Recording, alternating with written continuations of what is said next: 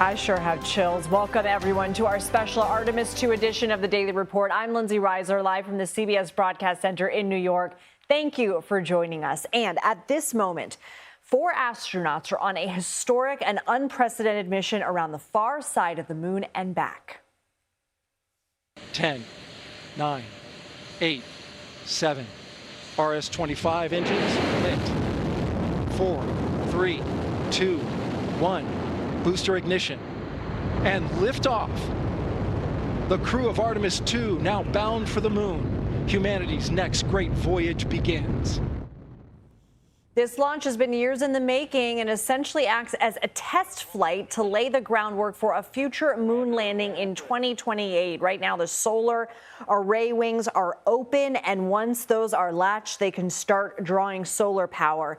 These are your crew members: Commander Reed Wiseman, pilot Victor Glover, and mission specialist Christina Cook and Jeremy Hansen. Jeremy is the lone Canadian on board.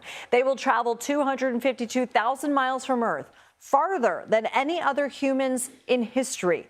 They will also be the first people ever to lay their eyes on certain areas of the far side of the moon. You're looking at NASA Mission Control in Houston. This launch was supposed to happen in early February, but it was delayed a few times for different reasons.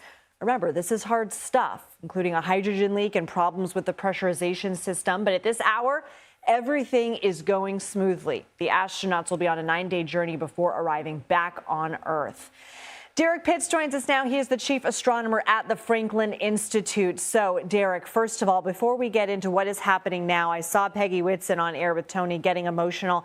I think she really encapsulated what I was feeling, what my producer Sandra was feeling. There's just something so emotional. I saw grown men on the ground in Florida wiping away tears. What is it about this that touches at our heartstrings and represents the best of humanity? Well, I think what you're seeing is people's reaction to a really challenging endeavor being met. And we're also thinking about, as we see this, what it's like for these astronauts to be such intrepid explorers. And I think we're deeply appreciative to them for their willingness to do this. And I think at the same time, the one other thing we think is that it is so exciting. It's so exciting that it really does pull your emotions right up to the surface. So what is happening now? What is the crew doing?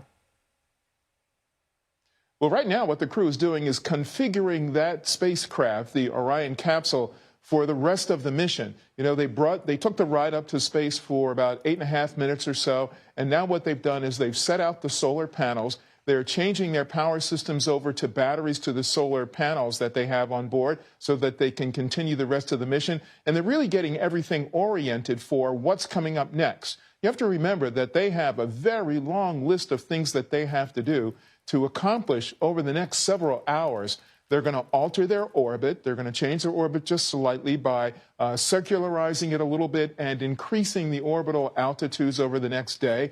And they're also going to take some time to sort of learn how to steer the Orion spacecraft by doing something they call proximity operations, in which what they do is they pretend to dock with the ICPS, which is the interface that was used to boost them up to their current altitude. So they're going to detach from there, turn around, and they'll sort of dance around it and perform different docking maneuvers. So this means that they're very, very busy sort of clearing out the interior of the capsule that they're in so that they have room to work, and then getting about configuring the spacecraft to do all those other things. So they are now 29 minutes into mission elapsed time. Are they officially in the second orbit? Because it's my understanding the first orbit was very fast. The second orbit of the Earth is like 24 hours. Yeah, so they first got up to Earth orbit, and they're like finishing off that first part of their, if you would call it, Earth orbit insertion, if you will. And now they're onto their first full orbit. You can think of it as the first full orbit. And so they'll continue in orbit around Earth for about a day as they take care of all these other things that they have to do about the proximity operations and jettisoning the ICPS portion of the spacecraft, and then getting themselves turned around and headed off toward the moon. So that's coming up tomorrow, but it's a busy day for them still today. In fact, their day today is about 17 hours long. Wow. But they've been preparing for this for years. So they are really ready and excited to get on with the business of heading out to the moon. And they get 2 4-hour naps, right? All right, Derrick Pitts, we appreciate you starting us off. We are going to be talking more in depth about the entirety of the mission, but we appreciate you helping us understand what is happening right now. Let's now go to CBS News correspondent Cristian Benavides from Kennedy Space Center. And Cristian, you know, Tony, he was 3 miles away. Rob, he was 8 miles away. And even both of them described it like an earthquake. You're much closer. Are you even a mile away? Lindsay, we're about 2 to 3 miles away from the launch pad. And I mean, look, I was here for the Artemis I mission as well. And that was a night launch. So we saw as night turned into day and we felt the ground shake. This was a little different because, you know, daylight is out, but we felt the ground shake. And I mean, we could see it. It's sort of interesting because you see the launch, but it takes just a few moments before the sound wave gets to you and that you feel everything shaking. We're on the rooftop of the CBS building here at the Kennedy Space Center. So it was just quite a remarkable moment, and just to watch us enter this new chapter of space exploration and what it means for the generations to come is just quite incredible. Returning to the moon is something 50 years in the making. I mean, it's just remarkable to have been able to be here and just witness that. And for all of us, I mean, happening on America's 250th birthday, and it's just quite remarkable. You've also been talking to people who have traveled to see this. What they tell you? Yeah, people who traveled from all over. I spoke to a woman who came from across the pond from the UK, and she said that she was excited to watch. People came from all over, from Utah. I'm sure that from every state in the nation, but we spoke to folks that came here, drove over, flew over at both the Kennedy Space Center Visitor Center and also at different locations here at a T-shirt shop. People were just buying souvenirs. There's just this excitement that we're entering this new era of a space exploration. Because remember, this lunar flyby is just the beginning of what is going to come next on Artemis IV, when we actually put feet on the moon and eventually build this moon base that can serve as a launch pad to further space exploration, potentially in years to come, getting to Mars. I mean, it's just truly remarkable to watch this and to have it be a unifying moment among all Americans. It's just really remarkable. Well said, Cristian Benavides. Thank you so much.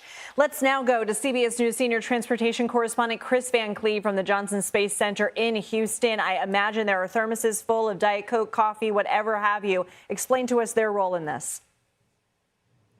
Well, our newsroom is certainly busy here at the Johnson Space Center, but nothing like Master Control. Although, if you look into Master Control, it's going to look like the most orderly office you've ever seen. Everybody very calmly going through all of the checklists, making sure everything is working like it should and the mission is staying on track. And that can be little things like shortly after they got up into space, it looked like there was a clock mismatch between two of the timers that they need to sync up to make sure that engines fire on time. They did some quick troubleshooting, checked with the crew on board Orion.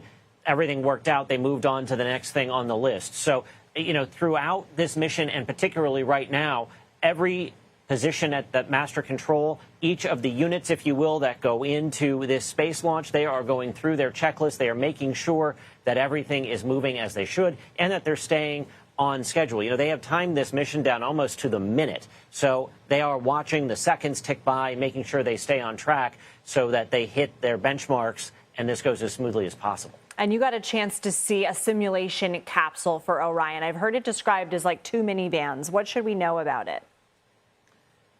Yeah, it's like 330 cubic feet. It is like being in 2 minivans. This is the training capsule, so it's an exact replica of what they're sitting in right now that they've been using to train in, and it's cozy. I'll tell you that. You got 4 people that are going to be very close friends or never speak again after this mission, I suspect, based on how close they'll be spending together.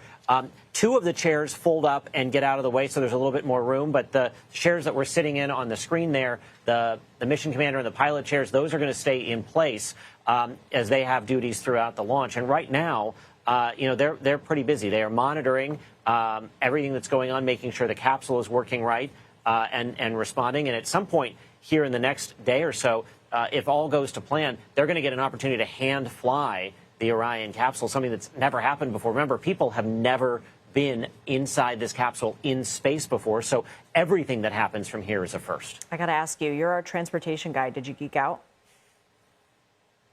A little bit, yeah. I mean, listen, it is always fun when you get to fly a simulator, and this is, that simulator unlike any other because it's a spacecraft. It's the only spacecraft that anyone is flying right now, certainly today. So it was very cool to be in it. As also, I think, really good perspective to see just how small that capsule actually is. And you think about having to live and work in there, everything from how do you eat, how do you sleep, how do you use the bathroom, and how do you do that all with 4 people in, what amounts to 2 minivans next to each other is pretty remarkable. Thank you for the 21 packages, Kris Van Cleave. I think that's a new CBS record or possible network record. Thank you.